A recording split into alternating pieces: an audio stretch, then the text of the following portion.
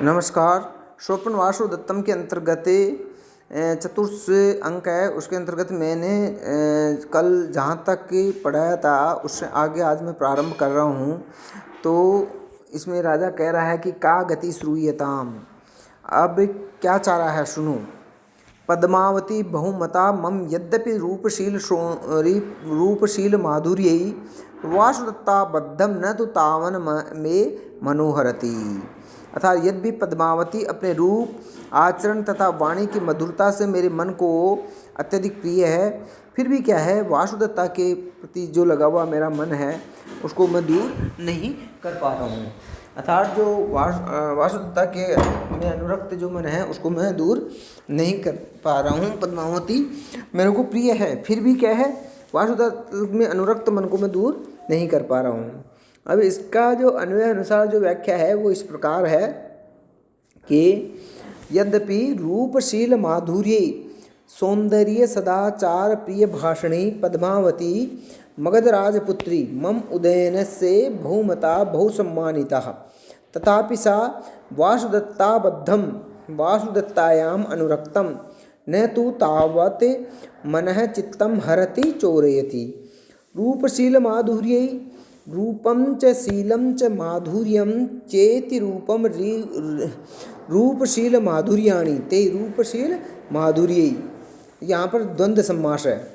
और वासुदत्ताबद्धम वासुदत्तायाम बद्धम सप्तमी तत्पुरुष है यहाँ पे। और छंद है वो आर्य छंद है। और अनुप्रास अलंकार है, काव्यलिंग अलंकार है और विशेषोक्ति अलंकार है। संधि है एवं माँ एवं वृद्धि संधि है, एव आर्य पुत्र है, एव आर्य पुत्र दीर्घ संधि है यहाँ पर। आर्य पुत्रोपि आर्य है पुत्र है अपि पूर्व रूप संधि है यहाँ पे।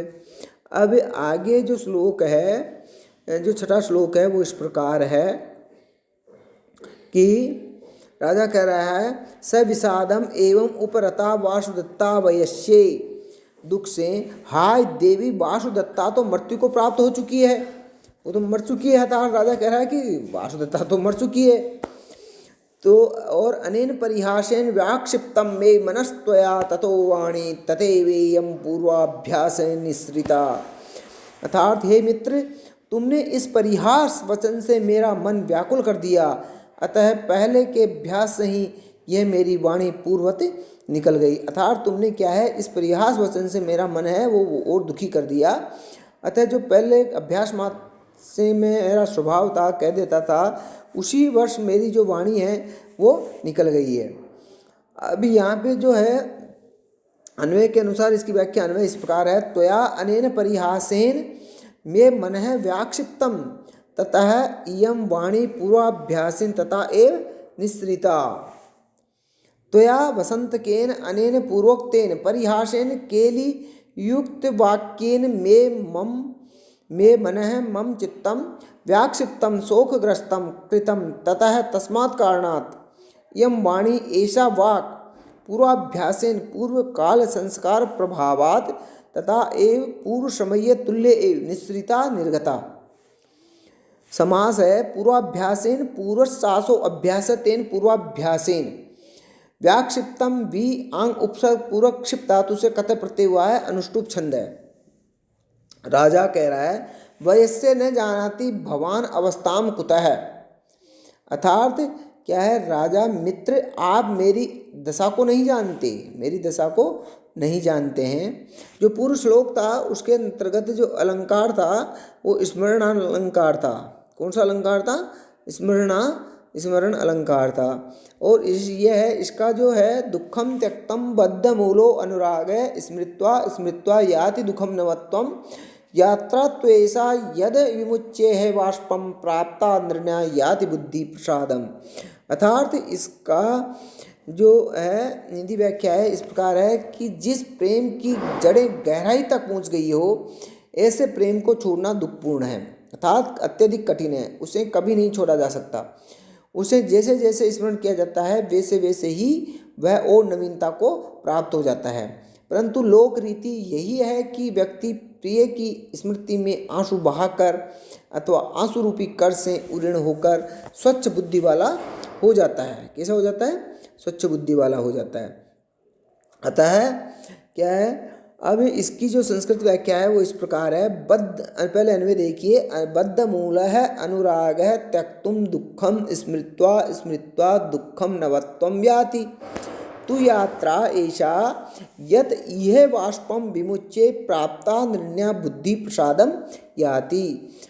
बद्ध मूल है, परिपुष्ट है, अनुराग है, प्रेम त्यक्तुम विमोचयितुम दुखम कष्टम स्मृत्वा स्मृत्वा पुनः पुण्येन दुखम कष्टम नवत्वम नवीनताम याति प्राप्नोति तु तथापि यात्रा एषा लोक व्यवहरति यत इह अस्मिन् लोके वाष्पम अश्रुजातम विमुञ्चे उत्सृज्ये प्राप्तम समुपलब्धम आनृण्यम ऋणराहित्यम बुद्धि मानसम प्रसादम निर्मलताम याति प्राप्नोति।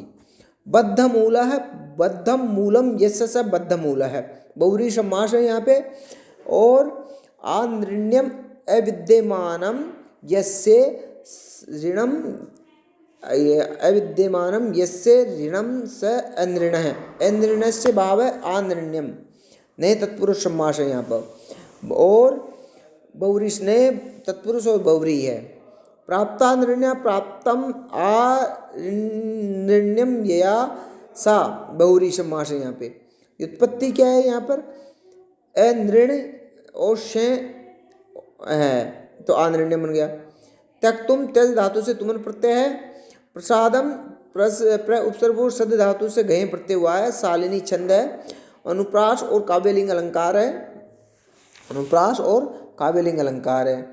संधि क्या है, भणत्वार्य, भणत्वा आर्य, भणतु आर्य, यन संधि है यहाँ पर। कौन सी संधि है, यन संधि है, भणत्वार्य। और यहाँ अलंकार बताई दिया मैंने, अनुप्रास और काव्यलिंग और शालिनी छंद है। शालिन युक्ता मतौ तगौ गो अब्धिलोकी, ये इसका लक्षण है। अब आगे जो श्लोक है वो 8वां श्लोक इस प्रकार है। राजा कह रहा है पद्मावती से कि पद्मावती सरस शशांक गौरेण वात विद्येन भामिनी काश पुष्प लवेनेदम शास्त्रुम मुखम मम। अर्थात हे सुंदरी, हवा द्वारा उड़ाए गए शरद ऋतु के चंद्रमा के समान वर्ण वाले कांस पुष्प के पराग के आँखों में गिर जाने से ये मेरा मुख आंसू से युक्त हो गया है। अर्थात जो मेरे आंसू आए हैं वो किस कारण से आए हैं कि पुष्प के पराग मेरी आँखों में गिर गए हैं। तो हे सुंदरी, पद्मावती को कह रहा है कि हवा द्वारा उड़ाए गए शरद ऋतु के चंद्रमा के समान वर्ण वाले कांस पुष्प के पराग के आँख में गिर जाने से ये मेरा मुख जो आंसुओं से युक्त हो गया है। तो इसका अन्वय इस प्रकार है कि हे भामिनी, सरसचांक इव गौरेण वाताविद्येन काश पुष्पलवेन इदम मम मुखम साश्रु पातम। हे भामिनी, हे सुंदरी, शरद शशांक गौरेण, शरद चंद्र सदृश ध्वल वर्णेन, वाताविद्येन वायुनोद्वेलितेन, काश पुष्पलवेन काश कुसुम पराग कणेन, अक्षिपतितेन इति भावः इदं प्रत्यक्ष क्रियमाणं मम मे मुखम मदनम साश्रुपातम अश्रुपतन युक्तम अभवत्। शरद शशांक गौरेण, ससः अंको यस्य से शशांक है, बहुव्रीहि समास है। शरदी शशांक है, सप्तमी तत्पुरुष है। स इव गौरः तेन, शरद शशांक गौरेण, वाताविद्येन वातेन विद्धम, तेन वाताविद्येन तृतीया तत्पुरुष समास है। छंद अनुष्टुप, अलंकार अनुप्रास और लुप्तोपमा अलंकार है। और काव्यलिंग छंद है। अब आगे है, वहाँ आगे राजा कह रहा है कि इयं बाला नवोद्वाह सत्यम श्रुत्वा व्यथाम व्रजेत कामम धीर स्वभावे येयम स्त्री स्वभावस्तु कातरः है। अर्थात क्या है कि और ये नवीन विवाहिता जो बाला है वो सत्य को सुन करके क्या पीड़ाम व्यथाम व्रजेत, अर्थात पीड़ा का अनुभव करेगी। और क्या है, च इयं नवोद्वाह बाला पद्मावती सत्यम श्रुत्वा व्यथाम व्रजेत, अर्थात ये जो पद्मावती है जिसका नया नया अभी विवाह है वो सत्य बात को सुन करके क्या है बहुत दुखी होगी, व्यथित होगी। इयं कामम धीर स्वभावा तो स्त्री स्वभावस्तु कातर है। अर्थात क्या है, ये धैर्यशाली भले ही हो सकती है, परंतु क्या है, ये कहावत है कि स्त्रियों का स्वभाव तो हमेशा डरपोक ही होता है, डरने वाली होती है। स्त्री स्वभावस्तु कातर है अर्थात भीरू होती है, कहने का मतलब। अब इसका अन्वय इस प्रकार है, च इयम नवोद्वाहा बाला पद्मावती सत्यम श्रुत्वा व्यथाम व्रजेत। इयम कामम धीर स्वभावा तो स्त्री स्वभाव कातरः च इयम पुरोवर्तिनी नवोद्वाहा नवविवाहिता बाला नवव्यवस्का पद्मावती सत्यम श्रुत्वा यथार्थ रोदन कारणम ज्ञात्वा व्यथाम व्रजेत व्यथिता भवेत्। इयम ऐसा कामम अतिशयम धीर स्वभाव प्रकृत्या धीरा तु किंतु स्त्री स्वभाव नारी प्रकृति कातर है अधीरा भवत्याशय। और समास क्या है यहाँ पे, नवोद्वाह नवः उद्वाह यस्यासा नवोद्वाह बहुरी समास है। धीर स्वभावा धीर स्वभावो यस्यासा धीर स्वभावा बहुरी समास है। स्त्री स्वभाव है, स्त्री नाम स्वभाव है षष्ठी तत्पुरुष समास है। यहाँ पे कातरा क्री धातु से क्या है, त्रिच प्रत्यय करके और अच और स्त्रीलिंग में टाप होकर के क्या बना है, कातरा। श्रुतु श्रु धातु से कत्वा प्रत्यय, छंद अनुष्टुप है, शुभाउक्ति और परिकर अलंकार है। अब आगे है जो अंतिम चतुर्थ अंक का जो अंतिम श्लोक है वो इस प्रकार है, राजा उत्थाय बाडम प्रथमः कल्पः। राजा कह रहा है कि ठीक है, उचित बात है, उठ कर के कह रहा है, गुणानाम वा विशालानाम सत्काराणाम च नित्यशः कर्तारः सुलभा लोके विज्ञातारस्तु दुर्लभः। राजा कह रहा है कि ठीक है, उचित बात है, उठ कर के कह रहा है। अर्थात क्या है, गुणानाम व विशालानाम सत्काराणाम च नित्यशः कर्तारः, निरंतर उपकारादि गुणों वाले अथवा सत्कार प्राप्त करने वाले महापुरुष तो संसार में सुगमता से प्राप्त हो जाते हैं। वो तो सुलभा आलोकी, वो तो सुलभता से प्राप्त हो जाते हैं, परंतु क्या है, विज्ञातारः तु दुर्लभा सन्ति, परंतु उन सत्कार आदि को जानने वाले कठिनता से पाने योग्य हैं, उनको जानने वाले कठिनता से पाने योग्य, अर्थात अत्यधिक कम संख्या में है। क्या है, अत्यधिक कम संख्या, अर्थात निरंतर उपकार आदि गुणों वाले अर्थात सत्कार प्राप्त करने वाले महापुरुष तो संसार में आसानी से मिल जाएंगे, परंतु उन सत्कार आदि को जो जानने वाले हैं, विज्ञ हैं, ज्ञ हैं, वो क्या है, संसार में बहुत बड़ी कठिनाई से ही मिल पाते हैं, अर्थात बहुत कम संख्या में हो। अब इसका अन्वय इस प्रकार है, गुणानाम वा विशालानाम सत्काराणाम च नित्यशः कर्तारः सुलभा लोके विज्ञातारः तु दुर्लभा सन्ति।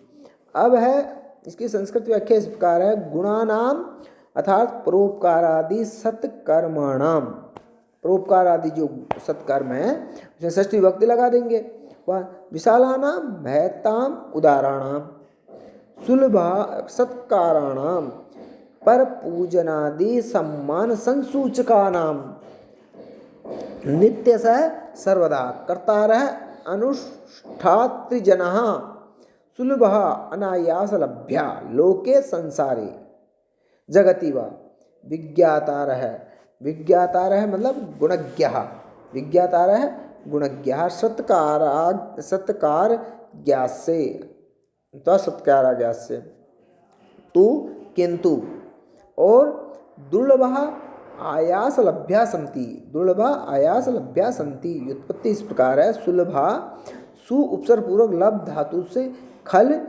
और जस प्रत्यय होकर के सुलभा बना है। इसी प्रकार दुर्लभा भी ऐसे ही बना है, दूर से उपसर्ग है, लब धातु है और खल प्रत्यय है और जस प्रत्यय है, इस प्रकार दुर्लभा बना है। और कल्प है, कलप्री से घय प्रत्यय होकर के कलप्रह बना है। छंद कौन सा है, अनुष्टुप छंद है, और अलंकार कौन सा है, स्वभावोक्ति अलंकार है। धन्यवाद।